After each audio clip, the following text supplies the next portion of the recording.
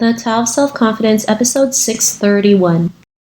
Welcome to the Tao of Self-Confidence, where I share stories of amazing women who have discovered their inner journey to self-confidence. Visit our website at thetaoofselfconfidence.com. Your inner journey to self-confidence awaits.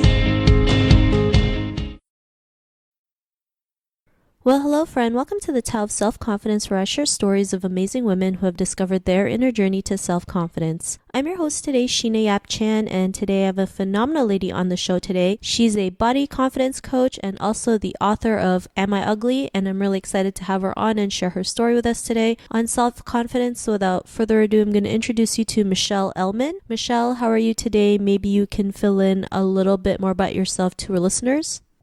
Yeah, hi. Thanks for having me on. I am, as you said, a body confidence coach. I started a campaign called Scar Not Scared because I've had 15 surgeries, a brain tumor, a punctured intestine, an obstructed bowel, a cyst in my brain, and a condition called hydrocephalus. And it was after I went through all those surgeries and got really insecure about the remaining surgery scars that I had that I realized that there was a conversation missing from body positivity. So I started talking about my scars and how we should be including scars in the conversation, and that's how my campaign started. And now I have a following over 200,000 people on my two Instagram accounts, Scar Not Scared and Body Positive Memes. I am a speaker, I'm a writer, I'm an author, and yeah, that seems to be the majority of my job now.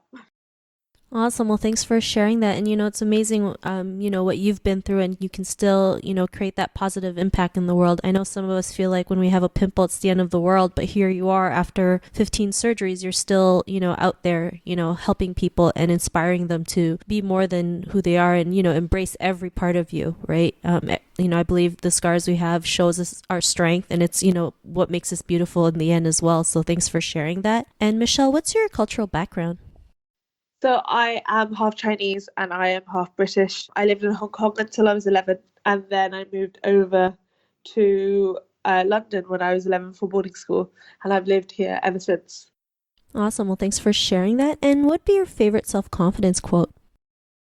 I don't know whether it's a quote, but I always believe that confidence is context dependent, and I also think that confidence is a muscle that we practice and we build on, and no one's born confident, no one's born insecure, but it's something that we have to actively work at in order to not only attain it but keep it. Thanks for sharing that. And I totally believe that as well. I think confidence is something that we work on for the rest of our lives because, we're always going to have new challenges, new setbacks, new ups, new downs. And it's the confidence that helps us, keep going no matter what the situation is. So thanks for sharing that great quote. And, what would be your definition of self-confidence? I think it's having that belief in yourself, the ability to be kind to yourself, compassionate to yourself, forgive yourself when you do something wrong, and be able to believe in yourself even if no one else understands what your passions are or understands what you're doing with your life at the moment. To have that self-confidence is to know that you're working towards something that is worthwhile, and that even if no one else understands it, it's worth something, and to know its inherent value.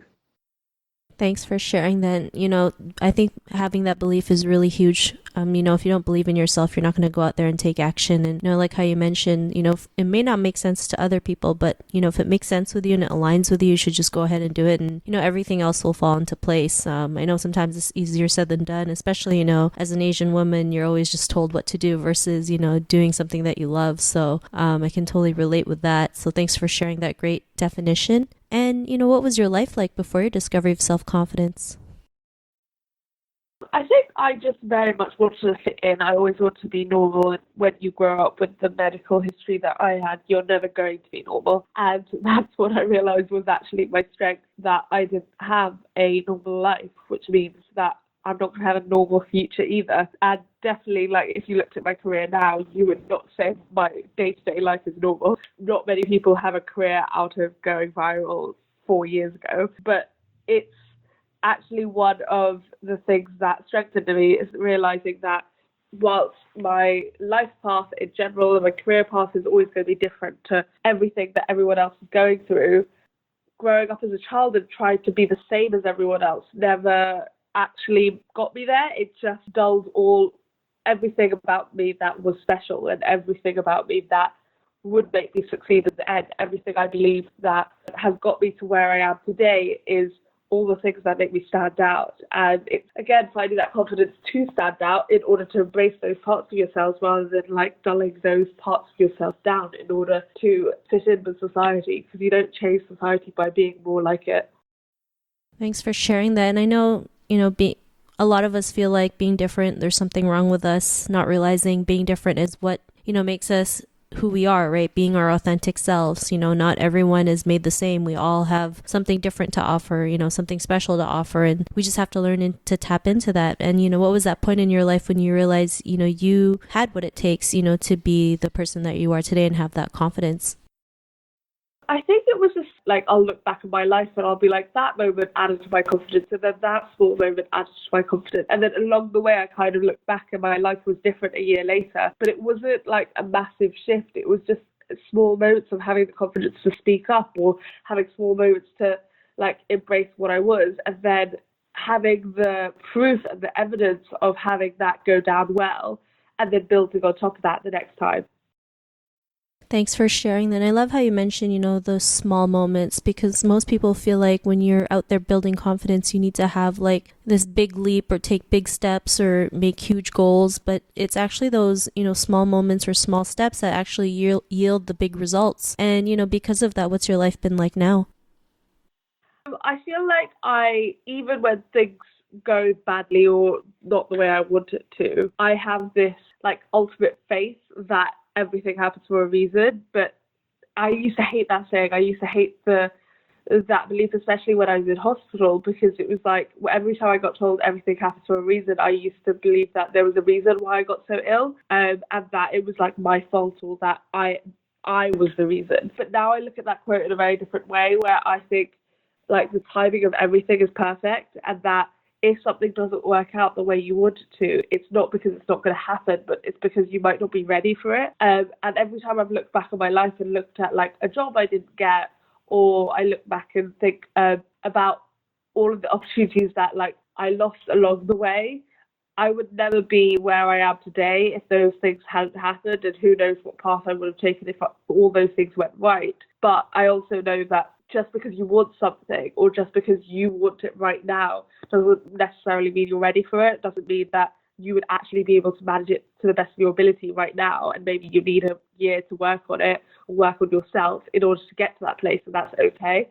I think especially because when you live your life growing up with so many surgeries, you're sometimes a bit impatient when it comes to the living of your life, and that you want everything done really quickly because you're so worried about dying. And actually, what I've really learned through being confident is like, take your time with everything, and that you're not in a rush, and that there's not like this impending deadline, which it always feels like that when you've gone through so many health problems.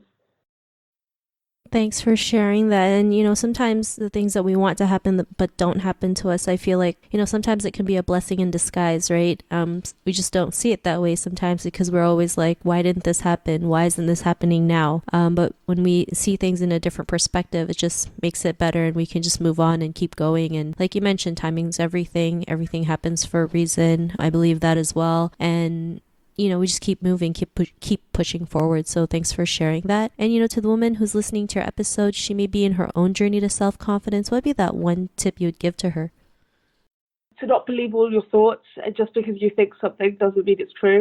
I think so often I thought just because I thought something that I was bad at something, or someone told me I was bad at something, that I had to believe it. So at the moment, like, I've just had a book come out, and one of the things that I always got told growing up, and this is through school and university, was that my English was really bad, my grammar was really bad, my spelling was bad. And even in university, when I did psychology, my psychology professors would say if I could write better, my essays would have got a higher grade. And I used to be really frustrated, being like, but I'm not doing an English degree, I'm doing a psychology degree. But now with my book out, I'm a bit like, Wait, so all those years I listened to people telling me how my writing was awful, but I got a book deal, which is not an easy thing to do, and it took me 3 years. But there was a point where I had to put all of those voices outside of my head and be like, I can't listen to all the people who've told me my writing is awful. But if I focus instead on why I want to write this book, and I focus on the passion behind it and the motivation behind it,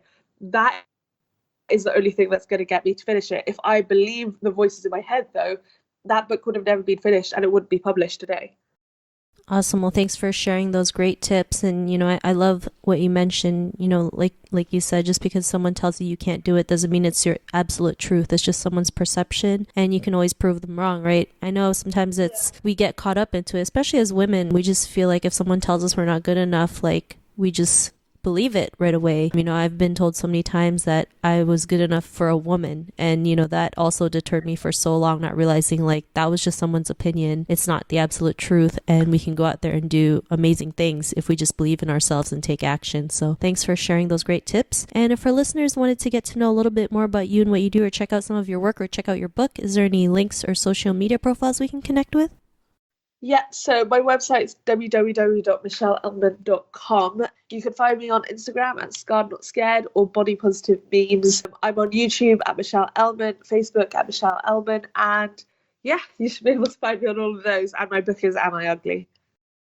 Thanks for sharing that. To our listeners, if you want to connect with Michelle, you can also head on over to the taoofselfconfidence.com and search for Michelle's name. Her show notes will pop up along with everything else that we talked about. And I really just want to thank Michelle for taking the time today to share her story and tips with us on self-confidence. So thank you so much, Michelle.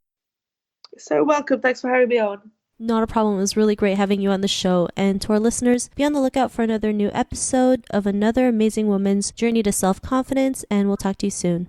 Bye for now. Thank you for tuning in to another amazing episode of the Tao of Self-Confidence. Get your free self-talk tape for building self-confidence by visiting our website at thetaoofselfconfidence.com. Your inner journey to self-confidence awaits.